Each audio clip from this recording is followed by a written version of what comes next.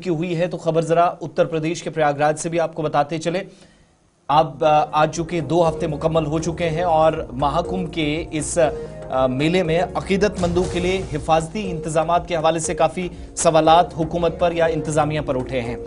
29 तारीख को भगदड़ मची, 2 दर्जन से ज्यादा लोगों की जान गई, तकरीबन 5 दर्जन से जायद अफराद जख्मी हुए और हुकूमत पर कई तरह के इल्जामात लगे, जिस पर योगी आदित्यनाथ की गवर्नमेंट की तरफ से जवाब भी वक्तन फवक्तन दिया गया। लेकिन आज सुप्रीम कोर्ट पर भी सबकी नजरें हैं, जहां पर बाज़ाब्ता तौर पर उस मामले पर समाअत होने जा रही है जिसमें यह कहा गया कि हुकूमत अकीदतमंदों के तहफ़्फ़ुज़ को यकीनी बनाने में नाकाम साबित हुई है। हिफाजती इक़दामात के हवाले से एक दरख्वास्त या अर्जी आप कह लीजिए सुप्रीम कोर्ट के अंदर दाखिल की गई, जिसमें कहा गया कि आर्टिकल 21 के तहत बुनियादी हुकूक या फिर तहफ़्फ़ुज़ को यकीनी बनाना अव्वलीन तरजीह हुकूमत की होनी चाहिए, लेकिन ऐसा नहीं हुआ और इसका नतीजा ये था 29 जनवरी को भगदड़ मची और मसावात और ज़िंदगी के जो बुनियादी हुकूक हैं उनकी खुल्लम खुला खिलाफ वर्जी हुई। और उसके बाद इल्ज़ामात हुकूमत पर यह भी कि असल नंबर जो है अमवात का वो छुपाया गया, हालांकि बार बार इस पर जवाब भी हुकूमत की जानिब से दिया गया। आज बाज़ाब्ता तौर पर एपेक्स कोर्ट के अंदर या अदालत उज़्मा में इस हवाले से समाअत होनी है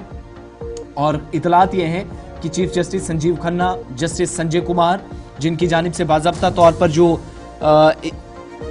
विशाल तिवारी की तरफ से जो PIL दाखिल की गई है, मफाद आमा की इस अर्जी पर समाअत की जाएगी। और एक तो कि ये जो इल्ज़ाम लगा है कि जो बुनियादी हुकूक है, फंडामेंटल राइट्स हैं,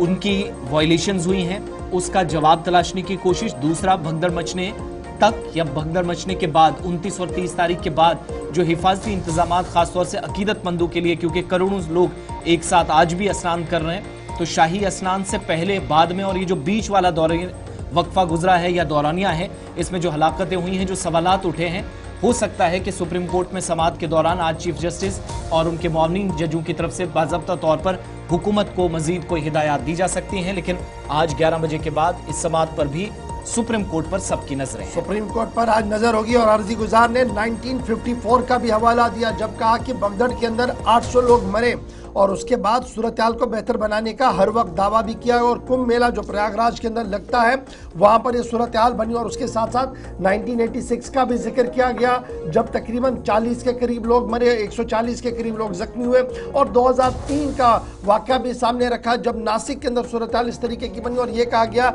कि मरकज़ और रियासती हुकूमती इदारे जो हैं, जिन्हें इन इक़दामात से सीखना चाहिए था, शायद वो इसे नज़रअंदाज कर रहे हैं। इस बीच हिज़्ब इख्तिलाफ लगातार ये कह रहा है कि योगी आदित्यनाथ की हुकूमत जो है वो आंकड़े छुपा रही है, फिगर्स को सामने नहीं रख रही है और हुकूमत का मानना है कि वो ट्रांसपेरेंट तरीके से हर एक काम कर रही है और तमाम दुनिया की नज़रें डिजिटलाइज इस वक्त महाकुंभ पर लगी हुई है, जहाँ पर करोड़ों लोग हर दिन आकर आस्था के अंदर डूब कर संगम के मकाम पर जो है वो डुबकियां भी लगाते हैं। ये तो थी बात